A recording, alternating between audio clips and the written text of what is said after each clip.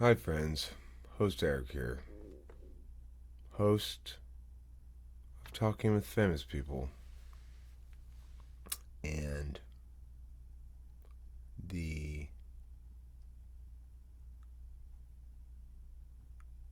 very lucky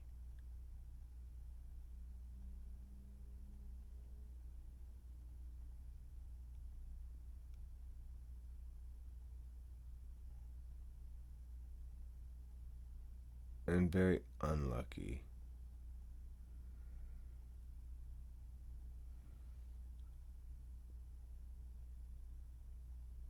or at least very burdened person. What I mean by this is I'm very lucky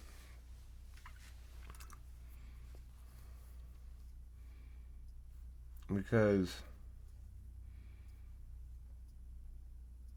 of all the good things that happened to me. It's unreasonably lucky. Or at least I'm a slab node. I'm a slab node. So that makes you feel really lucky because it's just going around all the time. Like Kanye West is a slab node as well. Or he was when he was younger, less so now. I mean, once you're an established slab node, then it ceases to be so much about you being a slab node as it is about the slab node confining you. Uh, but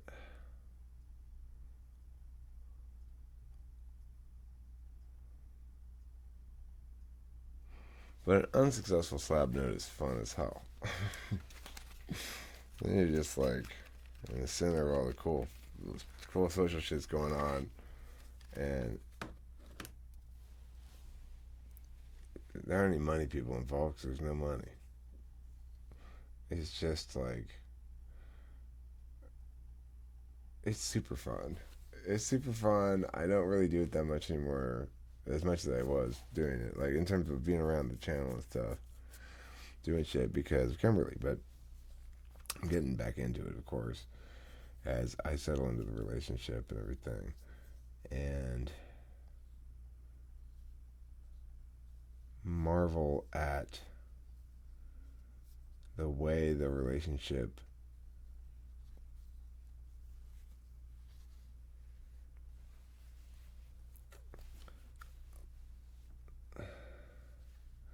makes it so hard for me to justify bullshit of any sort. So much so that I find myself actually struggling to know what my bullshit is and what's not bullshit. You know,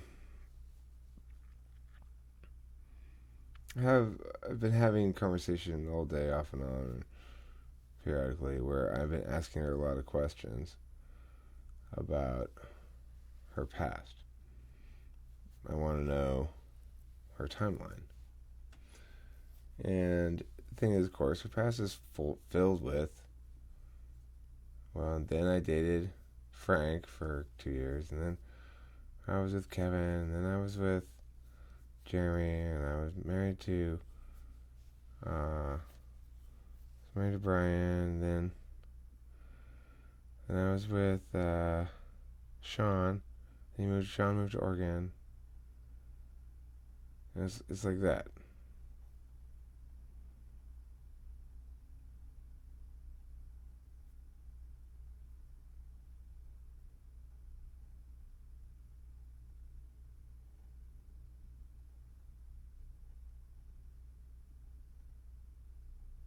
So that makes me jealous a lot, you know.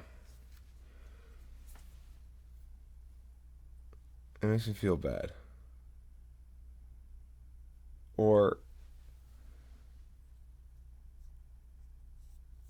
it tries to.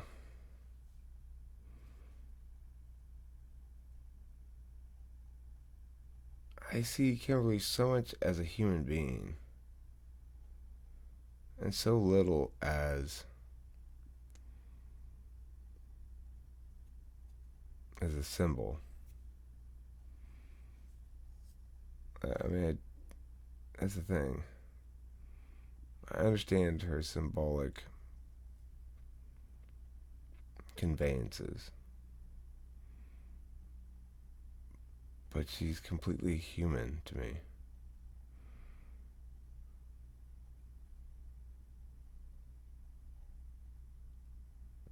So I can't live in that spot of jealousy long because it's really easy for me to remember that she's just a regular person living a regular life, It involves a series of failed relationships. There was a stretch of a few years there where she didn't really date at all. But, she didn't shy away from dating. She didn't shy away from trying to find a good relationship. She had trouble successfully finding one for quite some time. I think there was a period of time when, after her first divorce, that she wasn't trying to get locked down. She was trying to stay not locked down. She was playing the field a little bit, The thing is,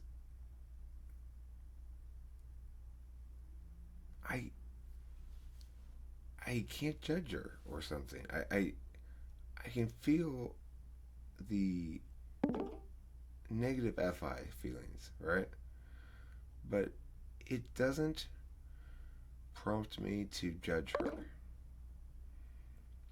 And I mean, it did at first a little bit, and it just didn't work. A lot of the normal relationship shit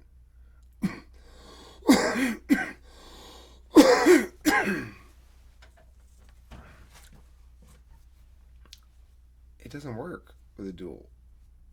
It doesn't happen. It doesn't make any sense. The passive aggressive shit. The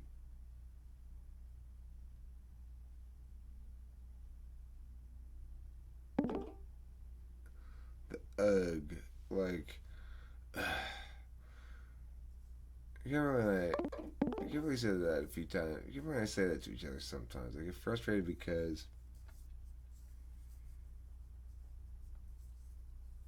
I'm trying to get her to provide any TI style analysis about shit so that I can sit there and go, about her own thoughts about things. But the bottom line is, she simply doesn't have very complex positions on things. She doesn't have positions that are conditional on other positions. And all the shit that I do, She doesn't. She has simple, straightforward positions on things. And then, well, what was your feeling? What was your anticipation about relationships at this point going forward? And she said something like, well, I was always still hopeful. I figured there's got to be something out there better than this. I always liked the idea of there being like a soulmate or something. So I was hopeful. Things were going pretty good. She doesn't link back to framework. That's the thing. So for me, I want her to link it back to the framework here. What are we talking about? We're talking about, I want you to explain to me why it is that you love me differently or more so than you have other people, so that I can feel confident that despite the fact that not one of us has ever stayed in a relationship, they've all left them all, or they've left us, or whatever, that this one's different. Now, here's the thing. My NI says, I know it's different. It's obviously different. You can tell it's totally different. My FI doesn't know. I don't know what to do with it. It's all over the place. It's always all over the place with everyone. I didn't feel less strongly about Helen. I felt super strongly about Helen. And I know that Kimberly felt quite strongly off and on with her equivalent. She had an equivalent. Anyway, for me, I can't tell the difference with my feelings. Like, it's not that I don't. I wouldn't say, "Oh, I feel just as strong." Blah, blah, blah. I mean, I literally have nothing I can say about my feelings exactly if I really try to analyze them and go, "Well, what do I feel for Kimberly?" The first thing that pops to my mind is fear, because and then I think, well, the reason I feel that is because I value her so highly. But I can't make any meaning out of it. If I can't, it's anything to try to figure out anything to say about it, it just confuses the shit out of me. But what I do know from an introverted intuition thing, that this fits, this is right, this is correct, and different than anything I've experienced before. From an SI perspective, I feel balanced more so with her than ever before. From a TI perspective,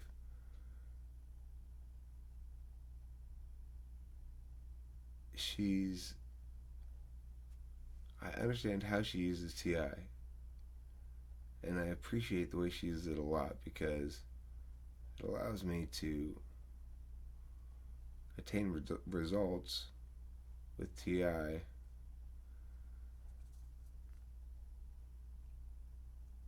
even though it might be delayed a day.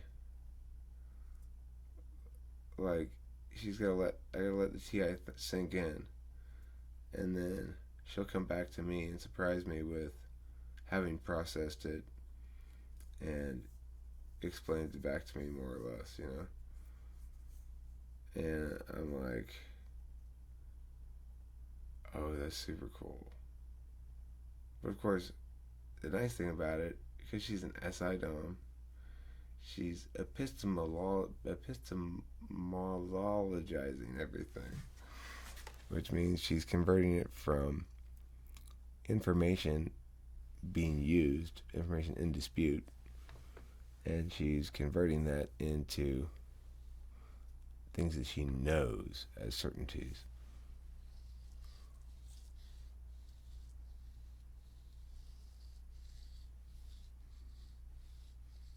This is interesting.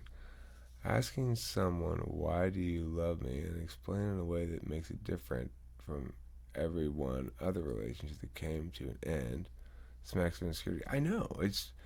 Listen, you don't need to tell me it smacks of insecurity. It's absolutely, and it is insecurity. It's the very definition of it. It's me being insecure about my own lovability, fundamentally. Uh, you look for certainty through, though. Certainty from love is unconditional love, and you only get that from a parent. I'm not looking for unconditional love. I'm looking for fair love. There's no certainty from relationships, and also demanding certainty is an instant gratification issue that may be related to problems of addiction. While I agree that there is no certainty in relationships, and I also agree that demanding certainty is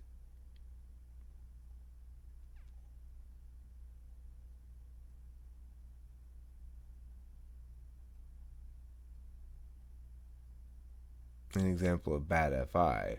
I'm not going to agree with what you said there, though, at all, because I had to think about it for a second. But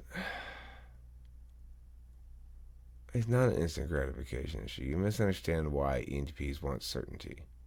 They have to have the relationship clearly defined for them, because normally people with strong FI, they can gauge where a relationship is in its development by reading their own feelings and noting how their attachment to the person has grown over time, noting how the strength of the warmth they feel in the person's presence is growing over time, and understanding when appropriate moments to allow relationships to move to the next phase naturally, when those moments are, and stuff like that.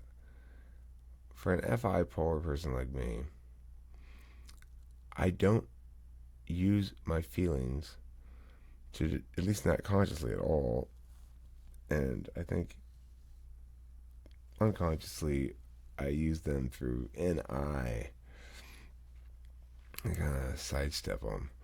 But the thing is, for an FI polar person, I don't have any faith at all in your feelings, because I know what it's like trying to get information from my feelings. It's a complete fucking waste of time. So, what probably is the thing that I should be trusting in, that she loves me or likes me a lot, or that she feels strongly towards me, things that she's told me plenty of times, things that she demonstrates plenty of times,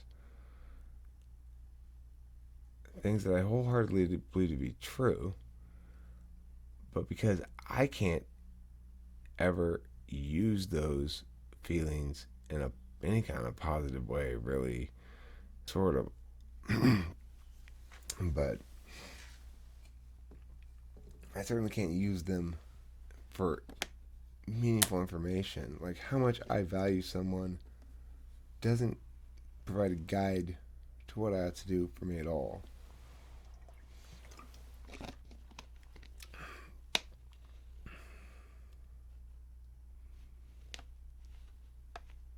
Using feelings? No, I'm saying using feelings to make judgments.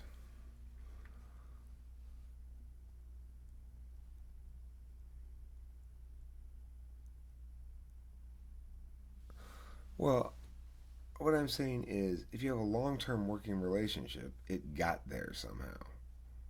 The thing is, usually long-term working relationships don't happen instantly.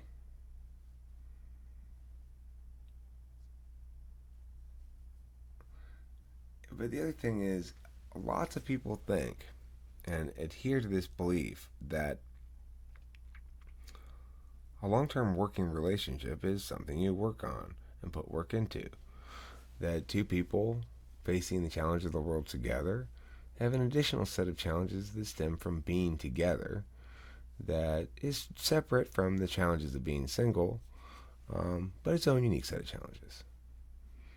A lot of people, you know, totally affirm those kind of statements.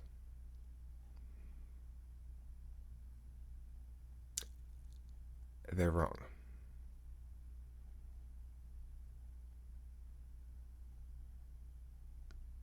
A dual relationship doesn't have a unique set of challenges. It has a unique set of solutions to everything. It has a perfect answer to everything. It's never the problem. The problem's always the individuals. It's never the relationship. And the individuals both know it. And the individuals can't seem to have the problem produce bad impacts. Problems only can seem to produce their own solutions.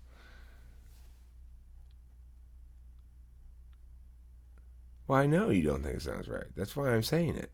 Because it's disagreeing with what you're saying there. And because it's a point where I know that what the commonly held belief is completely false.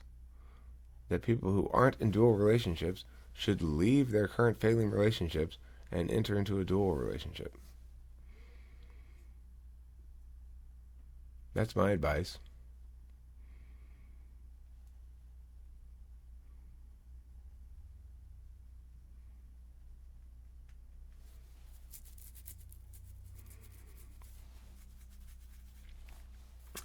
I don't necessarily have that advice for FITE um, DOMs. So if you have either of those two judging functions to the DOM function, I don't think the duals work as well for the subjective judgers as they do for everybody else.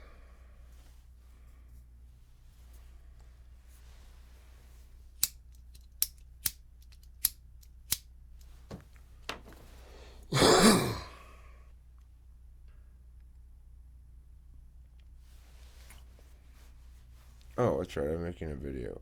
What was that video about? I don't even remember. Thanks for watching Talking with Famous People. Pew, pew.